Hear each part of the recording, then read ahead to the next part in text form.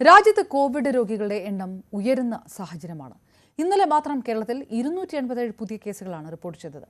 ഇന്നലെ രാജ്യത്തെ 7 മരണവും റിപ്പോർട്ട് ചെയ്തു. ആയത്തുൽ ഷംന വിവരങ്ങളുമായി ചേരുന്നു. ഷംന, ഇന്നലെ 35% ആ കോവിഡ് കേസുകളും കേരളത്തിൽ തന്നെയായിരുന്നു. ഒരു മരണവും സ്ഥിരീകരിച്ചിരുന്നു. ഇപ്പോൾ കേരളത്തിന്റെ സ്റ്റേക്ക് എങ്ങനെയാണിത്? അപർണ, തീർച്ചയായും വീണ്ടും ആശങ്കപ്പെടുത്തുന്ന കണക്കുകൾ തന്നെയാണ് പുറത്തു വരുന്നത്. കോവിഡ് ബാധിച്ചവരുടെ എണ്ണം കൂടുന്നതായാണ് സാഹചര്യം. രാജ്യത്ത് ഇന്നലെ മാത്രം റിപ്പോർട്ട് ചെയ്തത് 581 കേസുകളാണ്. ഇതിൽ തന്നെ ഏറ്റവും കൂടുതൽ റിപ്പോർട്ട് ചെയ്യുന്നത് കേരളത്തിലാണ്. കേരളത്തിൽ ഇന്നലെ മാത്രം റിപ്പോർട്ട് ചെയ്തത് 281 കേസുകളാണ്. അതായത് രാജ്യത്ത് മുഴുവൻ കോവിഡ് ബാധിതരുടെ പകുതിയോളം പേർ, അല്ലെങ്കിൽ പകുതിയിലധികം പേരും കേരളത്തിലാണ് എന്ന് തന്നെ പറയേണ്ടിയിരിക്കുന്നു. ഇതോടെ രാജ്യത്തെ മുഴുവൻ കണക്കുകൾ എടുക്കുകയാണെങ്കിൽ 3281 കേസുകളുണ്ട് ഇപ്പോൾ രാജ്യത്ത്. അതിൽ തന്നെ 1373 പേർക്ക് കേരളത്തിലാണ് കോവിഡ് ബാധിച്ചിരിക്കുന്നത്. കേരളത്തിൽ ഇതുവരെ മരിച്ചത് 9 പേരാണ്. അതായത് ഇന്നലെ വരെയുള്ള കണക്കുകൾ പ്രകാരം കേരളത്തിൽ 9 കോവിഡ് മരണങ്ങൾ സ്ഥിരീകരിച്ചിട്ടുണ്ട്. ഒപ്പം രാജ്യത്തുള്ള ഇതുവരെയുള്ള മരണം 44 എന്ന കണക്കിലേക്കും ഉയരുന്നു. രാജ്യത്ത് ഇന്നലെ 7 പേരുടെ മരണം ഇന്നലെ സ്ഥിരീകരിച്ചു. അങ്ങനെ പൊതുവായി കോവിഡ് ബാധിതരുടെയും കോവിഡ് മരണത്തിന്റെയും കണക്ക് ഉയർന്ന സാഹചര്യമാണ്. കേരളത്തിന് തൊട്ട് പിന്നാലെ മഹാരാഷ്ട്രയും ഗുജറാത്തും ഡൽഹിയും ഒക്കെ ഈ കണക്കുകൾ വർദ്ധിക്കുന്നതാണ് സാഹചര്യം. ഇന്നലെ മരണം ഏറ്റവും കൂടുതൽ റിപ്പോർട്ട് ചെയ്തത് മഹാരാഷ്ട്രയിലാണ്. മഹാരാഷ്ട്രയിൽ മാത്രം 14 മരണം ഇതുവരെ റിപ്പോർട്ട് ചെയ്തു.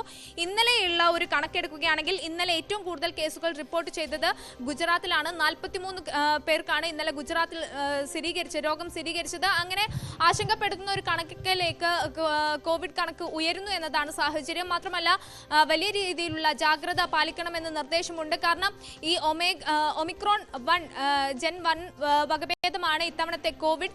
ഇത് അപകടകാരിയല്ല എന്ന് മുന്നറിയിപ്പുണ്ടെങ്കിൽ പോലും ജാഗ്രത പാലിക്കണം. അതായത് പെട്ടെന്നുള്ള വ്യാപനമായിരിക്കും. ഒപ്പം തന്നെ പഴയ കോവിഡിനെ പോലെ മറ്റ് ലക്ഷണങ്ങളും ഉണ്ടാവില്ല. അതായത് സാധാരണ പനിയുടെ ലക്ഷണങ്ങൾ. ഞാൻ വരാം ഷംന. ഇപ്പോൾ ഡോക്ടർ സുൽഫി നൂഹ് നമുക്കൊപ്പം ചേരുന്നു. ഡോക്ടർ, കൂടുതൽ പരിശോധന നടത്തുന്നുണ്ട് കേരളത്തിൽ, അതുകൊണ്ട് മാത്രം കോവിഡ് കേസുകളുടെ എണ്ണം കേരളത്തിൽ കൂടുന്നു എന്നുള്ളതുണ്ടോ? ഇന്നലെ മരണം സ്ഥിരീകരിച്ചതാണ് കേരളത്തിൽ നിന്ന്. അങ്ങനെ ഒരു ഭയക്കേണ്ട ഒരു എപ്പിഡമിക് സാഹചര്യത്തിലേക്ക് കടക്കുന്നു ഈ കോവിഡ് തരംഗം എന്നുണ്ടോ?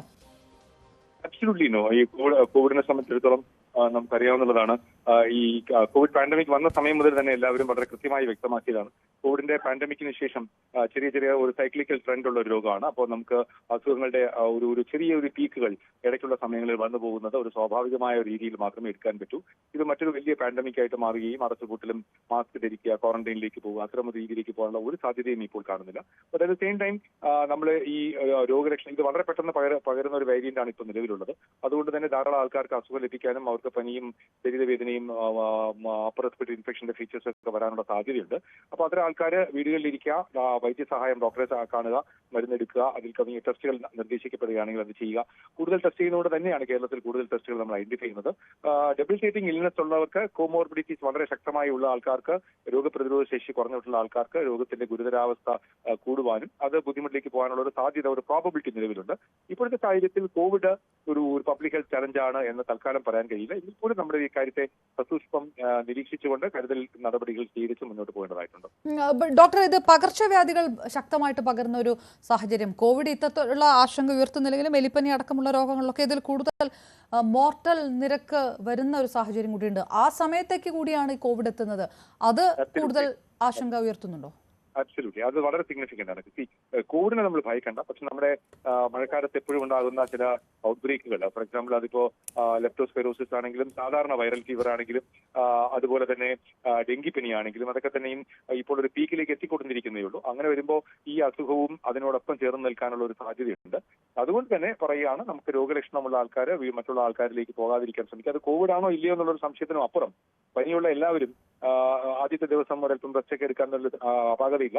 പക്ഷെ രണ്ടാമത്തെ ദിവസം, മൂന്നാമത്തെ ദിവസമൊക്കെ പനി നിൽക്കുകയാണെങ്കിൽ ഡോക്ടറെ കാണിക്കുക, ചികിത്സ എടുക്കുക. മറ്റ് രോഗ സംവിധാനങ്ങളും അല്ലെങ്കിൽ രോഗലക്ഷണങ്ങൾക്ക് അനുസൃതമായ ചികിത്സ ലഭ്യമാകും.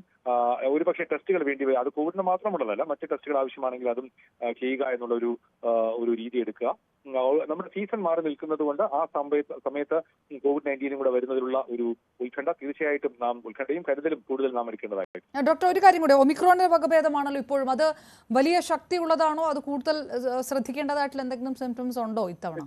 ഇപ്പോഴുള്ള ഓരോ ദിവസവും വാരിയന്റ്, ഇങ്ങനെ പുതിയ പുതിയ വാരിയന്റുകൾ നമ്മുടെ കോവിഡിനെ സംബന്ധിച്ച് വന്നുകൊണ്ടിരിക്കും. ഇപ്പോഴുള്ള വാരിയന്റ് വളരെ ഹൈലി ഇൻഫെക്റ്റീവ് ആണ്. ദാറ്റ് മീൻസ് ഒരുപാട് ആൾക്കാർക്ക് വളരെ പെട്ടെന്ന് രോഗം നൽകാൻ സാധ്യതയുള്ളതാണ്. പക്ഷെ ഒരു മോർട്ടാലിറ്റി റേറ്റ്, അതായത് മരണനിരക്ക് വളരെയധികം കൂടി നിൽക്കാൻ സാധ്യതയുള്ള തരത്തിലല്ല ഈ രോഗം കാണുന്നത്. അതുകൊണ്ട് തന്നെ അത് ഒരു ബുദ്ധിമുട്ടുള്ള ഒരു വേരിയന്റ് ആണെന്ന് ഇപ്പോൾ പറയാൻ കഴിയില്ല. ഓക്കെ, നന്ദി. ഡോക്ടർ സുൽഫി നുഹു ആണ് പ്രതികരിച്ചത്. വീണ്ടും ഷംനയിലേക്ക്. ഷംന, ഇതായത് IMA പോലും കണക്കാക്കുന്നത് ആ തരത്തിലാണ്. പകർച്ചവ്യാധികൾ ഒരു വശത്ത് വരുമ്പോൾ കോവിഡ് അതിനിടയിൽ കൂടി വരുന്ന ഒരു സാഹചര്യമുണ്ട്. ഇതുവരെ ഉള്ള മരണം സ്ഥിരീകരിച്ചിരിക്കുന്നത് പ്രായമായ ഒരാൾ കൂടിയാണ്. ആ തരത്തിൽ തന്നെയാണോ കണക്കാക്കപ്പെടുന്നത്? അതായത് വളരെ ആരോഗ്യപരമായിട്ടുള്ള പ്രശ്നങ്ങൾ ഉള്ളവരെയാണ് ഇത് ഗുരുതരമായിട്ട് ബാധിക്കുന്നത് എന്നുകൂടിയുണ്ടോ? തീർച്ചയായും അപർണ, കാരണം ഇതുവരെ മരണം സ്ഥിരീകരിച്ചവരിൽ ഭൂരിഭാഗവും പ്രായമായവർ, അതുപോലെ മറ്റസുഖങ്ങൾ ഉള്ളവർ, ന്യൂമോണിയ, ശ്വാസതടസ്സം പോലുള്ള മറ്റസുഖങ്ങൾ ഉള്ളവർക്കാണ് കൂടുതലായും ഈ കോവിഡിൻ്റെ ഒരു എഫക്റ്റ് ഉണ്ടാവുന്നത്. അതുകൊണ്ട് തന്നെ പ്രായമായവർ, കുട്ടികൾ, ഗർഭിണികളൊക്കെ കൂടുതൽ ശ്രദ്ധിക്കണം, മറ്റസുഖങ്ങളുള്ളവരൊക്കെ കൂടുതൽ ശ്രദ്ധിക്കണമെന്ന ഒരു ജാഗ്രതാ നിർദ്ദേശം കൂടി വരുന്നുണ്ട്. ഒപ്പം തന്നെ ലക്ഷണങ്ങളുള്ളവർ, അതായത് നേരത്തെ സൂചിപ്പിച്ചതുപോലെ തന്നെ സാധാരണ പനിയുടെ ലക്ഷണങ്ങളായിരിക്കും ഈ കോവിഡിന് ഉണ്ടാവുക.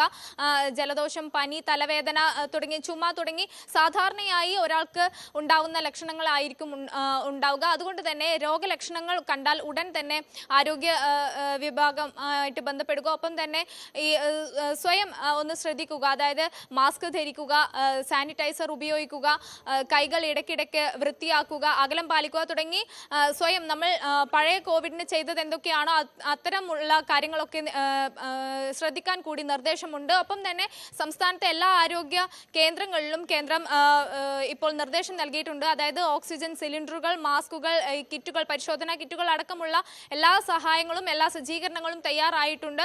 നിലവിൽ കേരളത്തിൽ ആശങ്കപ്പെടേണ്ട കാര്യമില്ലെന്ന് മന്ത്രി വീണ ജോർജ് തന്നെ വ്യക്തമാക്കിയിരുന്നു. എന്തായാലും ഇപ്പോൾ ലാബുകളിലൊക്കെ RT-PCR കിറ്റുകൾ, അത് പരിശോധനാ സംവിധാനങ്ങളൊക്കെ ഒരുക്കിയിട്ടുണ്ട്. അതുകൊണ്ട് തന്നെ രോഗലക്ഷണങ്ങൾ കാണുകയാണെങ്കിൽ ഉടൻ ഈ രോഗം നിർണയം ചെയ്യാനുള്ള കാര്യങ്ങൾ, നടപടികൾ സ്വീകരിക്കണമെന്ന് കൂടി അറിയിച്ചിട്ടുണ്ട്. എന്തായാലും മറ്റ് അസുഖങ്ങളുള്ളവർക്ക്, അതുപോലെ പ്രായമായവർ, കുട്ടികൾക്കൊക്കെയാണ് ഇത് പെട്ടെന്ന് വരുന്നത്, അല്ലെങ്കിൽ രോഗം ഗുരുതരമാകുന്ന ഒരു കാര്യത്തിലേക്ക് പോകുന്നത്. അതുകൊണ്ട് തന്നെ അത്തരക്കാർ കൂടുതൽ ജാഗ്രത പാലിക്കണമെന്ന് നിർദ്ദേശമുണ്ട്.